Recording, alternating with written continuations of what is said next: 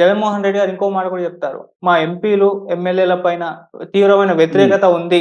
దాన్ని గుర్తించే హ్మ్. అభ్యర్థుల్ని మారుస్తున్నామని అన్నారు. అంటే ఎంత ధైర్యంగా ఒక ఇంటర్వ్యూలో మా హ్మ్. పార్టీ పైన, మా నేతల పైన నెగటివిటీ హ్మ్. ఉంది, వ్యతిరేకత ఉంది అని చెప్పే ప్రయత్నం ఆయన ఎందుకు చేస్తున్నారు? దీని వెనుక ఏమైనా వ్యూహం ఉందా? హ్మ్. ఇప్పుడు 90% హామీలను అమలు జరిపి హ్మ్. 2,45,00,00,000 బటన్ నొక్కి పేదలకు పంచామని జెప్పి, హ్మ్. మేము సుపరిపాలన తెచ్చాము. పంచాయతీ కార్యాలయ వ్యవస్థని కూల్చేశాము. మా సచివాలయ వ్యవస్థను తెచ్చుకున్నాము. వాలంటీర్లకు ఉద్యోగం ఇచ్చాము అని జెప్పి, హ్మ్. మా ఎమ్మెల్యేలు ఓడిపోతారని చెప్పడం ఏంటి? అదే. మా ఎమ్మెల్యేలకు వ్యతిరేకత ఉంది కాబట్టి నేను మార్చుకుంటున్నానని చెప్పడం ఏంటి? అవును. ఇప్పుడు ఆదిత్య గారు, సార్. హ్మ్. మీ ఇప్పుడు మీరు మంచోళ్ళు, హ్మ్. మంచి కుటుంబం, హ్మ్. మంచి ఇల్లు. మళ్ళీ ఈ మాటేంటి? ఇప్పుడు నీ పరిపాలన బాగున్నప్పుడు నీ ఎమ్మెల్యేలు ఓడిపోరు గదా! అవును. ఓకే. మీ మాటకే వస్తా. నువ్వు ఆ ఓడిపోతున్న ఎమ్మెల్యేలని సర్వే ఆధారితంగా పనికిరాదని చూసి కొత్త వాళ్ళనేస్తున్నావు. హ్మ్. ఈళ్ళు పనికొత్తారా? ఈళ్ళు పనికొస్తారా? ఆదిత్య గారు, మీరు వైసీపీ పార్టీలో హ్మ్. గత 4 ఏళ్ళు వీర విహారం చేశారు ఎమ్మెల్యేలు. ఓకే. అసల ఒక్కొక్కళ్ళకి అదుపు లేకుండా హ్మ్. దున్నపోతుల్లాగా ప్రజల మీద నిలబడి గోల గోల చేశారు. హ్మ్. అమరావతి ధ్వంసమైనా, ఏది ధ్వంసమైనా కూడా ఏనాడు పట్టించుకోలేదు. అవును. నేనొక మాట చెప్తాను మీకు. చెప్పండి సార్. ఇప్పుడు హ్మ్.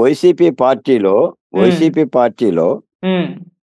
చాలామంది ఎంపీలు, ఎమ్మెల్యేలు హ్మ్. జగన్మోహన్ రెడ్డి గారికి దండం పెట్టి, హ్మ్. "అయ్యా! మేము నీ దగ్గర ఉండలేమయ్యా. హ్మ్. మేము వెళ్ళిపోతామని" చెప్పేసని పారిపోతున్నారు. అవును. ఈ పారిపోతున్నోళ్ళలో మీరోసారి వినండి. ఎందుకు పారిపోతున్నారు? వీళ్ళే తప్పు జేశారు? నిజంగా వీళ్ళకి అధికారాలు ఇచ్చాడా ముఖ్యమంత్రి? ఇవ్వలేదా? హ్మ్. మంచి జేస్తే పారిపోవాల్సినంత అవసరం ఏముంది? ఆ! అవును. మీకు మీరు వినండి. హ్మ్. మన కడప ఎంపీ, హ్మ్. కడప ఎంపీ సంజీవ్ కుమార్ అవును. జంప్. హ్మ్. తర్వాత శ్రీకృష్ణదేవరాయలు అవును. జంప్. జంపు. ఆ! ఆనం రామనారాయణ రెడ్డి, కోటమిరెడ్డి శ్రీధర్ రెడ్డి, ఉండవల్లి శ్రీదేవి జంప్. హ్మ్. అవును. Alla Ramakrishna Reddy jump. Parthasarathy jump. Balashowry jump. తర్వాత పూతలపట్టు ఎమ్మెల్యే ఎంఎస్ బాబు ఆయన ఆవేదన. వసంత కృష్ణప్రసాద్ ఆవేదన. ఇంతమంది ఎందుకు పారిపోతున్నారు? ఈ రోజున వైసీపీ పార్టీలో బీసీలాగా ఒక హ్మ్. గులాంగిరి చేస్తూ కనీసం డొక్కా మాణిక్య ప్రసాద్ గారైతే ఒక్క 5 నిమిషాలు ఇంటర్వ్యూ భాగ్యాన్ని అడుగుతున్నాడాయన. ఇటు దోషిలా జాపి ఒక 5 నిమిషాలు భాగ్యం. ఈ పరిపాలన ఏమంటాం? ఏమంటాం సార్? ఇప్పుడు నియంతృత్వ పోకడ చాలా దుర్మార్గమైన పరిపాలన. అవును. వ్యవస్థలని నాశనం జేసి, వ్యవస్థలను కోర్టు పాలు జేసి, ప్రజలను కోర్టు పాలు జేసి, అన్నమో రామచంద్ర, న్యాయమో రామచంద్ర అని అరిసే విధంగా జేస్తే ఎందుకుంటారండి? కాబట్టి ఆ వస్తున్న వాళ్ళందరూ గూడా ధన్యులు. హ్మ్. బయటకొచ్చే వాళ్ళందరూ ధన్యులు. ఇంకా బయటికి రాకుండా వైసీపీలోనే ఉంటే వాళ్ళే పాపాత్ములు. హ్మ్. ఫలితాలు రేపొద్దున అనుభవిస్తారు. రైట్. ఏదైనా ప్రజాస్వామిక రథచక్రాలు గదిలిని, ఆ రథచక్రాల కింద వైసీపీ చతికిలబడక తప్పదు. రైట్. తుత్తునీలగాక తప్పదు. ఓకే. సార్ అలాగే అదే జగన్మోహన్ రెడ్డి గారు మీరన్నారు సిద్ధమా అని జెప్పేసి ఒక ప్రోగ్రామ్ స్టార్ట్ చేస్తున్నారు. దాంట్లో పేదలకి, పెత్తందారులకి మధ్య యుద్ధం ఇప్పుడే మొదలైపోయింది అని అంటున్నారు. ఇంతకి ఎవరు పేదలు? ఎవరు హ్మ్. పెత్తందారులు సార్? ఇక్కడ పెత్తందారంటే జగన్మోహన్ రెడ్డి. హ్మ్. పేదలు అంటే బాలకొట్టయ్య అండ్ కో. పేదలం మేము. నిజానికి మీకు చెప్తున్నాను. నిజానికి సార్. ఆంధ్రప్రదేశ్‌లో హ్మ్. రేపు జరిగే యుద్ధం జగన్మోహన్ రెడ్డి గారికి, ప్రజలకి మధ్య జరుగుతుంది యుద్ధం. ఓకే. ప్రజలు యుద్ధానికి సిద్ధంగా ఉన్నారు. కాతే జగన్మోహన్ రెడ్డి గారు ఏం చెప్తున్నారంటే ప్రజల్ని జీపించడు. హ్మ్. ప్రజల్ని జీపించరు. ఆయన ప్రతిపక్ష పార్టీలకే, ప్రజలకే యుద్ధం అన్నట్టుగా జీపిస్తాడు. అవును. ప్రతిపక్ష పార్టీలు అవి అధికారంలో లేని పార్టీలు అవి అధికారం నుంచి దిగిపోయినియి. వాటితో మాకేం యుద్ధం ఉంటుంది? ప్రజలకెప్పుడు కూడా అధికారంలో ఉన్న అధికారంతోనే యుద్ధం ఉంటుంది. అవును. మంచి పరిపాలన చేస్తే మంచంటారు. చెడ్డ పరిపాలన చేస్తే దించేస్తారు. అది కాబట్టి రాష్ట్రంలో పెత్తందారైన జగన్మోహన్ రెడ్డి గారికి, హ్మ్. పేదలైన దళితులకి, లేదంటే ఎస్టీలకి, ఎస్సీలకి లేదా నాలాంటి బహుజన కులాలకు సంబంధించిన ప్రతినిధులకి మాకే యుద్ధం. హ్మ్. కాబట్టి మేము సిద్ధం. అమరావతి బహుజన జేఏసీగా బాలకోటగా చెప్తున్నా జగన్మోహన్ రెడ్డి గారు ఒకసారే సిద్ధం అన్నాడు. నేను చెప్తున్నా నేను సిద్ధం, సిద్ధం. నేను 2 రైట్. సార్లు చెప్తున్నా. We right. Are waiting. Hmm. We are waiting for the democratic fighting. Right sir. కాబట్టి హ్మ్. చీల్చుకోవడానికి ప్రజలు సిద్ధంగా ఉండారు. ఒక 60 రోజుల్లో ఆంధ్ర రాష్ట్ర భవితవ్యం తలరాత మారుతుందని చెప్పేసని నమ్ముతున్నాం. మార్చే విధంగా కృషి చేస్తాం. ఓకే. సార్ ఇటు జగన్మోహన్ రెడ్డి గారు అభ్యర్థుల్ని విడతల ప్రకారం రిలీజ్ చేస్తూ వస్తూ ఉన్నారు. కాకపోతే చంద్రబాబు నాయుడు గారు ఇప్పటి వరకు ఎందుకు క్యాండిడేట్స్‌ని అనౌన్స్ చేయడం లేదు? దానికి గల రీజన్ ఏమన్నా ఉందా సార్? అంటే ఆదిత్య గారు హ్మ్. రాజకీయ పార్టీలు వాళ్ళ అభ్యర్థుల తరహా నిర్ణయాల్ని ఆ పార్టీలు తీసుకుంటాయి. ఓకే. నిజానికి మీరన్నట్టుగా వైసీపీ పార్టీ అభ్యర్థుల్ని ఇప్పుడే దాదాపు 3 వంతులు ప్రకటించేసింది. అవును. మనం అనుకున్నట్టు కూడా మంచి చెడ్డ ఇప్పుడు ఈయన పనికిరాడు, ఈయన పనికొత్త అనేసి జగన్మోహన్ రెడ్డి గారు ముక్కుసూటిగా అనౌన్స్‌మెంట్ చేసేసి ఆయన అభ్యర్థులు ప్రకటించుకుంటున్నాడు. హ్మ్. ప్రతిపక్ష పార్టీలు కూడా అదే తరహాలో అభ్యర్థులు ప్రకటిస్తే ముందుగా పని చేసుకోవటానికి గాని, యుద్ధం హ్మ్. చేయటానికి గాని బావుంటుంది.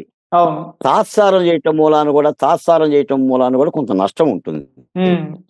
మీరు పెరుగుని ఎక్కువ కాలం నిల్వించామనుకోండి పనికొస్తుందా? లేదు.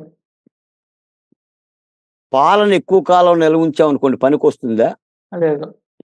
కాబట్టి సమయం సందర్భంగా చకచక రాజకీయ నిర్ణయాలు తీసుకోవాలి. ప్రజల్లోకెళ్ళాలి. ప్రభుత్వ వ్యతిరేకతను వాడుకోగలగాలి. హ్మ్. గుట్టలుగా ప్రభుత్వ వ్యతిరేకత పోగుబడి ఉంది. హ్మ్. మీరు ట్రాక్టర్లు తెచ్చుకుంటారో, ఎడ్ల బళ్ళు తెచ్చుకుంటారో, లారీలు తెచ్చుకుంటారో, ప్రొక్లేన్‌లు తెచ్చుకుంటారో ఎత్తుకుపోగలగాలి. దమ్ముండాలి ప్రతిపక్ష పార్టీలకి. హ్మ్. ఆ ఎత్తుకుపోయే క్రమంలో బాలకోట ఇలాంటి దళిత బహుజన కులాల యొక్క నాయకత్వాన్ని వినియోగించగలిగే సత్తా హ్మ్. ఉండాలి. హ్మ్. కాబట్టి ప్రతిపక్ష పార్టీలు కూడా అభ్యర్థులు తాత్సారం చేయటం గాని, నిర్ణయాలు తాత్సారం చేయటం అనేది కూడా సరైన పద్ధతి కాదు. ఓకే. ఈ ఒక్క మాట నేను చెప్పగలుగుతాను. తర్వాత వాళ్ళ రాజకీయ పార్టీ కాబట్టి వాళ్ళ నిర్ణయాలు ఎలా ఉంటాయో, వాళ్ళ కాలానుగుణంగా వ్యూహాలు ఎలా ఉంటాయో అది వాళ్ళ ఇష్టం. ఓకే. అంటే సార్ అనౌన్స్ చేయకపోవడం వల్ల కొన్ని రకాల కథనాలు వినిపిస్తున్నాయి. బీజేపీతో పొత్తు కోసం వెయిట్ జేస్తున్నారు. వాళ్ళు పొత్తుకి ఏదో ఒకటి అటు ఇటు చెప్తే ఆ తర్వాత అనౌన్స్ చేయొచ్చని ఒక తీరు. లేదంటే ఇంకా పవన్ కళ్యాణ్ గారితో ఇక ఒప్పందం కుదరలేదు. ఎవరెవరికి ఎన్నెన్ని సీట్లు ఇవ్వాలో అందుకే ఇంకా తేలట్లేదు అని ఇలా రకరకాల కథనాలు వినిపిస్తున్నాయి గదా! మరి ఇది కూడా ప్రజల్లోకి ఒక నెగటివిటీని తీసుకెళ్ళే అవకాశం అయితే ఉందంటారు గదా! ఆదిత్య గారు ఇప్పుడు హ్మ్. నేనేమంటానంటే, హ్మ్. I am not one of the political party leader. అవును. నేను ఒక రాజకీయ పార్టీకి సంబంధించిన నాయకుడిని కాదు. కాదు. కానీ రాష్ట్రంలో ఉద్యమకారుని కాబట్టి హ్మ్. ప్రతిపక్ష పార్టీలన్నీ కూడా కలిసికట్టుగా పనిచేసి అధికార పార్టీని గద్దెదించాలని చెప్పేసి మాట్లాడుతున్నోళ్ళలో చాలా ప్రథముడిని నేను. హ్మ్. దానికి చిన్నయి సూరి కథలు చెప్పాం. మిత్రభేదం అంటే ఏంటో చెప్పాం. మిత్ర లాభం అంటే ఏంటో చెప్పాం. అవును. మిత్రభేదం 4 ఆవులు విడివిడిగా ఉంటే పులి వేటాడుతుందని చెప్పాం. హ్మ్. మిత్రలాభం 4 ఆవులు కలిసుంటే పులిని పారిగొట్టొచ్చు అని చెప్పేసని చెప్పాం. అవును.